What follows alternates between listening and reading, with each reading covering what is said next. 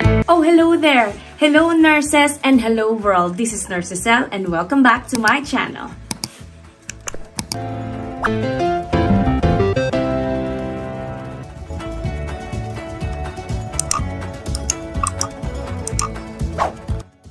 This video is solely for demonstration purposes as interpreted by the actor based on her understanding of the specific skill with reference to the Royal Marsden Manual of Clinical Nursing Procedure 10th edition. All information presented are public domain materials accessible through the relevant governing organizations' websites.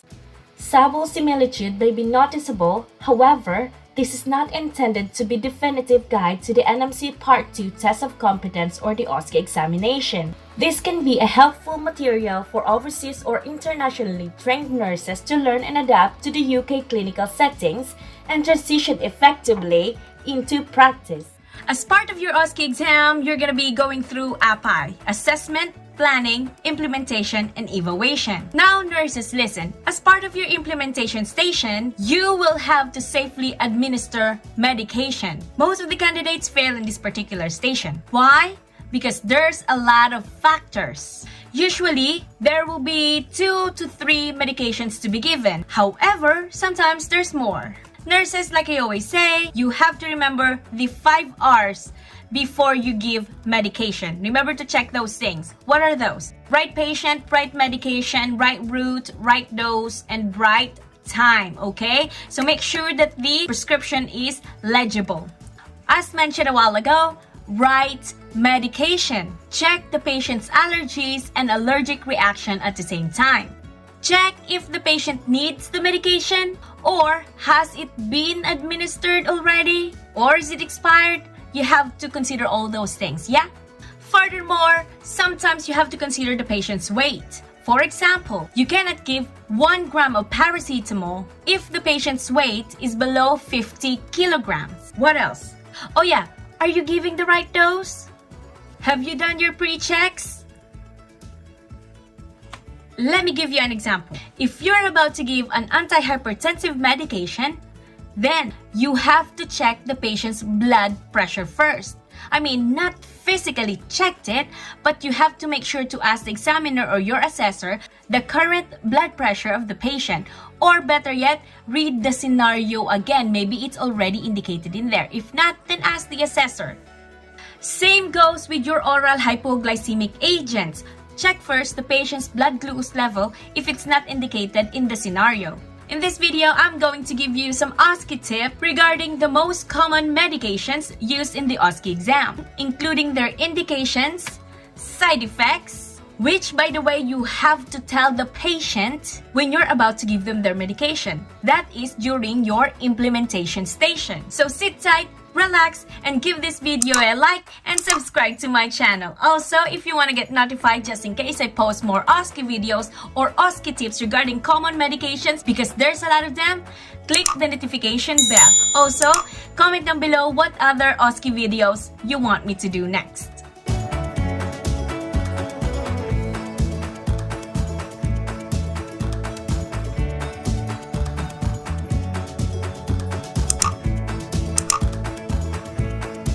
Welcome to the part 1 of the most common used medication in the OSCE exam. First up, we're going to do analgesia or painkillers. Analgesics are medications that relieve pain. Unlike medications used for anesthesia for surgery, analgesics don't turn off nerves, nor change the ability to sense your surroundings or alter your consciousness. They are sometimes called painkillers or pain relievers. Just a quick note, analgesics are pain relievers or pain-relieving medications. These medications relieve pain, but they do not address the underlying cause. Typically, they work either by reducing the inflammation at the site of the pain or by changing the brain perception of the pain. So, analgesics are available in different forms. Oral medications such as tablets, capsules, or liquids. They can be topical creams, gels, or ointment. But they can also be suppositories. People take analgesics to alleviate many types of pain, including but not limited to post-surgical pain, headache, toothache, sprains or strains, broken bones, burns, bites, and stings. It is also used to alleviate what? Chronic pains, yeah, maybe associated with fibromyalgia, arthritis, cancer, and neuropathy. Okay? And obviously, you know about the types of analgesics, which is the non-opioids analgesics, the opioid analgesics, and the compound analgesics. And now, let's go to the most awaited part, the most common medications or the most common analgesia used in the OSCE exam. Let's start it with paracetamol. That's the most common medication used in the OSCE exam. So, classification. Let's start with classification. It's classified as analgesics or acetaminophen. Indication, mild to moderate pain and fever. Also, it's the most common medication used that can help to treat the pain and, of course, to reduce high temperature or fever. So it's typically used to relieve mild to moderate pain such as headache, toothache, sprains, and obviously, like what I said a while ago, to reduce fever caused by illnesses such as colds or flu. Let's go with the side effects. What's the side effects of this one? There's actually a lot, but let's go with the most common ones, yeah? Liver damage, definitely. Skin reactions, yes. And malaise, okay? Remember though. It is contraindicated with alcohol dependence, chronic malnutrition, and obviously chronic dehydration. Because as part of its special consideration is liver disease, or because it's what we call in the OSCE exam as hepatotoxic, okay? Remember that word. It's hepatotoxic. Maximum dose, nurses, you should also know that one. So for a single adult, 4 grams per day, okay? The weight should be 50 kilograms and above. So for those less than 50 kilograms, then just 15 to 16 milligrams per kilogram, okay? So that's again 4 to 6 hours. Remember that. All right? Next up is ibuprofen. Again, it's an over-the-counter analgesia or pain relief. It is one of a group of painkillers that is called NSAIDs, okay? Non-steroidal anti-inflammatory drugs, NSAIDs. Okay, it can be used to mild to moderate pain, control fever or pyrexia, ease pain and inflammation like redness or swelling, such as rheumatoid arthritis, osteoarthritis, so conditions that affect the joints, bones, and muscles. It can also ease the pain and swelling caused by sprains and strains. These are all the sports injuries, yeah. Mild to moderate pain, yeah? Let's go with the side effects. It can cause pancreatitis, bronchospasm, and abdominal pain. Abdominal pain, remember that, because this is contraindicated with those patients who have active ulcerative colitis. That's a contraindication. So basically, you shouldn't take any ibuprofen if you have a history of a strong, unpleasant reaction or hypersensitivity to aspirin or any types of NSAIDs or non-steroidal anti-inflammatory drugs, okay? Do not take it. Or another contraindication is that you shouldn't take this medication if you have a current or recent stomach ulcers or if you had one in the past. You shouldn't take it if you have a severe heart failure. Please don't. Not just that, if you have a severe liver disease. Like what I told you about the heart failure, if you are taking a low dose of aspirin as well, please don't take this one, okay?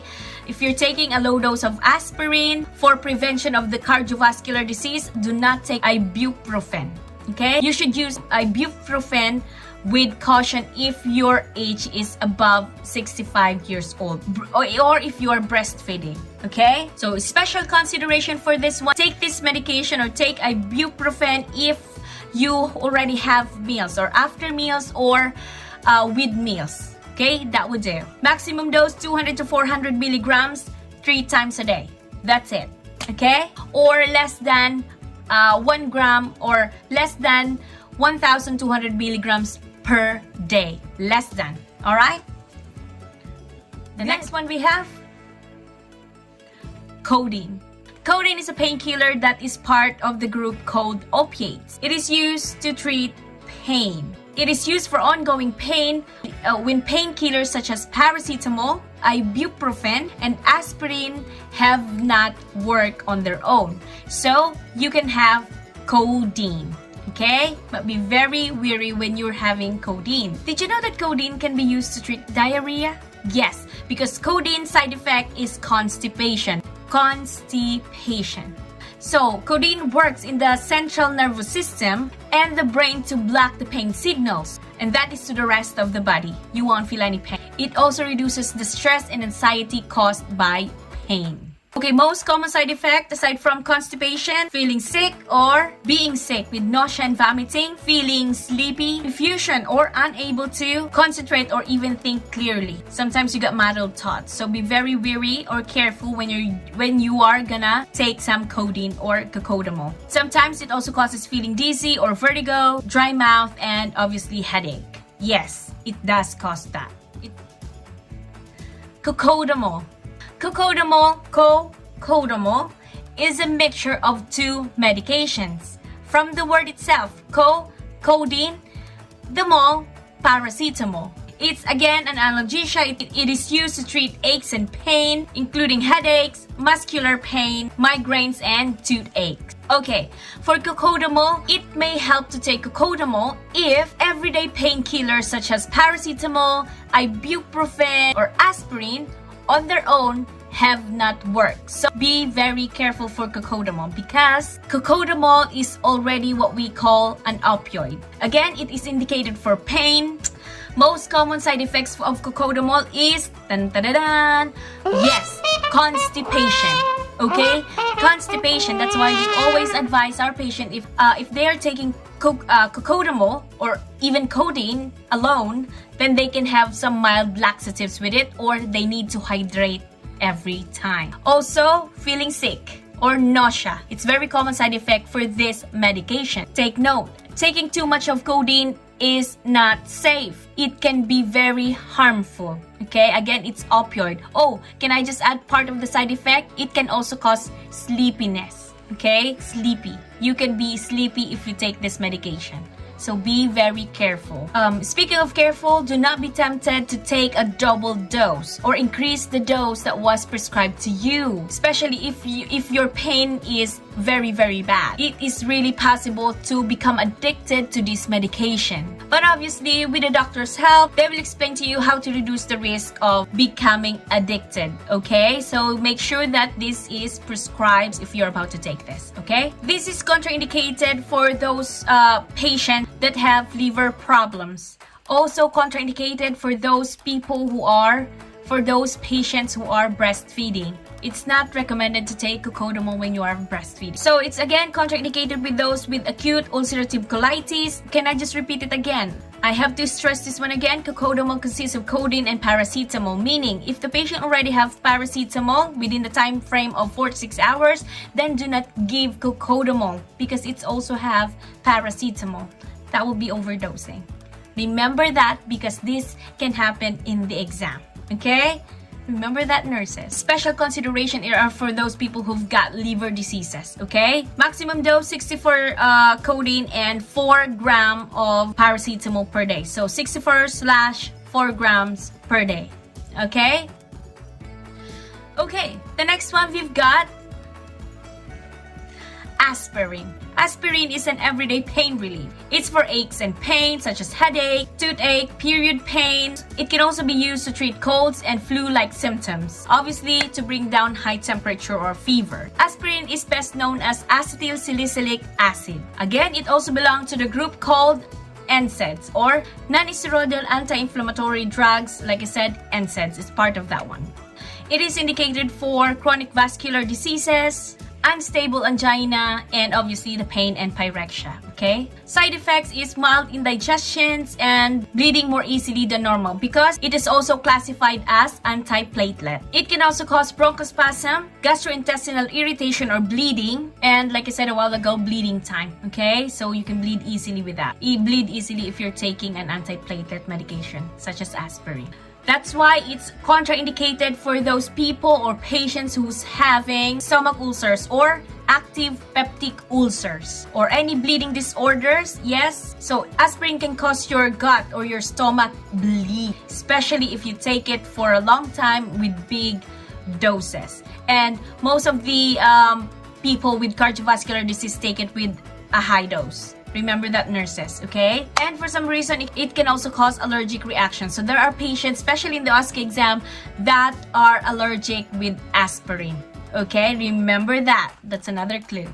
So what is your advice to your patient? Obviously, special considerations, it's best to take aspirin with food, okay? That way, our patient will be less likely to get an upset stomach after taking this. Okay, never give aspirin to children under the age of 16 unless the doctor prescribes it. Maximum dose for this one is 75 milligrams to 300 milligrams per day. And that's it. Another NSAID for pain relief is the naproxen.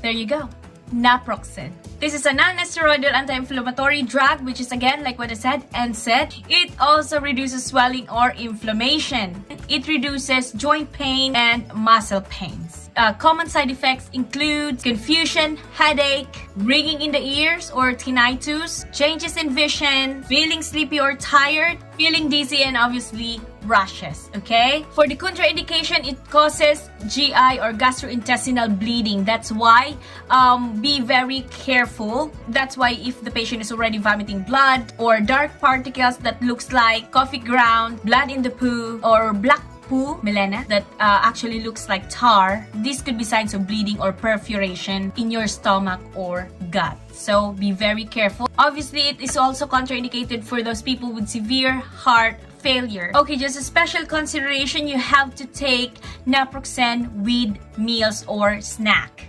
Okay, that's very important. Take the lowest dose. Make sure to advise your patient to take the lowest dose of naproxen for the shortest period, for the shortest time to control symptoms. And it would be better, remember this, nurses, it would be better if naproxen comes with omeprazole or lansoprazole, especially for those patients that has been taking this for the long term, okay, to protect the lining of the stomach. Okay, maximum dose 500 milligrams to 1 gram daily. Okay, the next one we have is gabapentin.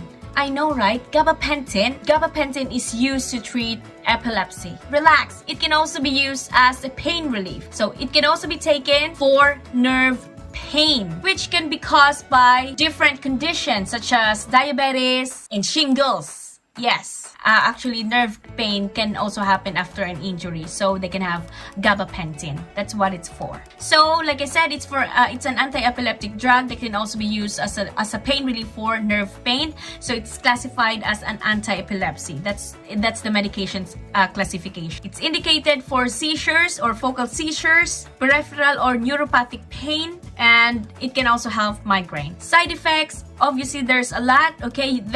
Feeling sleepy, tired, or dizzy. You can also tell your patient that they might have nausea and vomiting, diarrhea, mood changes, swollen arms and legs, blurred vision, dry mouth, difficulty of getting an erection, weight gain, memory loss, headaches, and getting more infections than usual, okay? There's a lot of side effects from this medication. Obviously, it is contraindicated with patients or people who are having a sensitivity or who have a reaction to this, okay? To those people who are allergic to gabapentin or have been or misused the medication itself. This is also contraindicated for those women who are trying to get pregnant or already pregnant. This is also contraindicated for those patients who are on controlled sodium or potassium diet or your kidneys do not work well. Yes, gabapentin liquid contains, if your patient is about to take this one, ask the patient to consult their doctors. Or you have to tell your doctors regarding this, okay? It is also contraindicated for those people or patients who have MG or myasthenia gravis and myoclonus, okay? Nurses, don't forget that. You can say that. Special consideration, we need to remember, nurses, that we have to check the respiratory rate of the patient. If they have diabetes mellitus, then we shall not give this together with the antacid.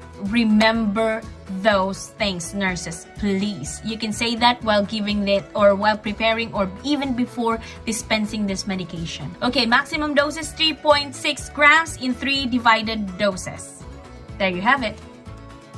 Okay, last from the opioid family, we have the morphine sulfate, okay? Normally, Oramorph or oral morphine is most commonly used in the hospital. It's not even on a CD cupboard or controlled drug cupboard. It's just there on the normal medication because it is allowed here in the UK. So, for morphine sulfate, it is a very strong painkiller. It is used to treat severe pain. And like I said, classification, it's an opioid. Like I said, it's used to treat severe pain, such as people who's just been on an operation or surgery with serious injury, pain from cancer, or a heart attack. So they can have this medication.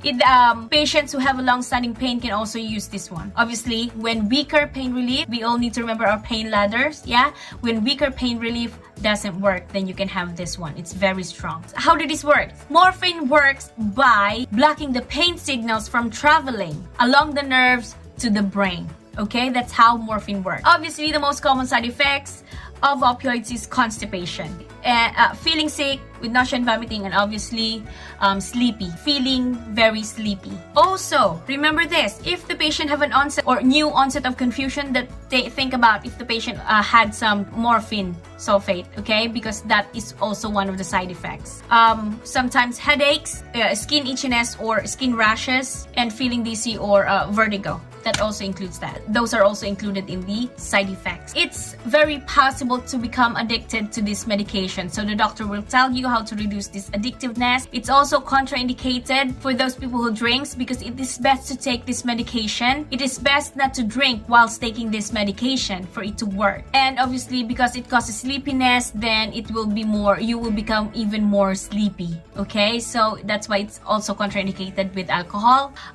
Since it also causes sleepiness, then it is contraindicated with those patients with having acute respiratory distress. You'll never know if the patient already have what? A collapsed lungs. You'll never know.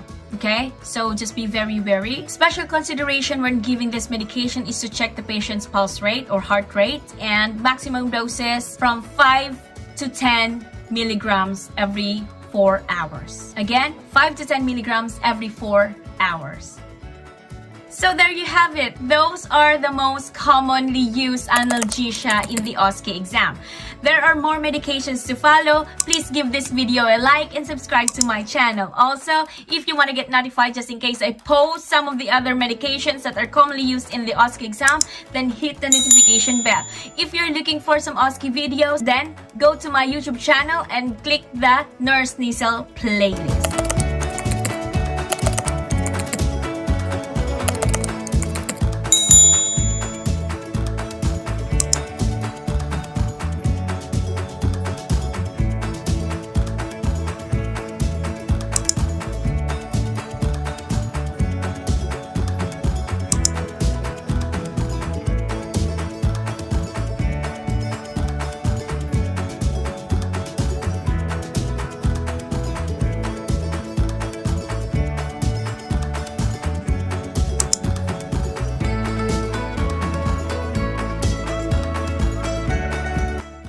Please comment down below what other OSCE videos you want me to do next.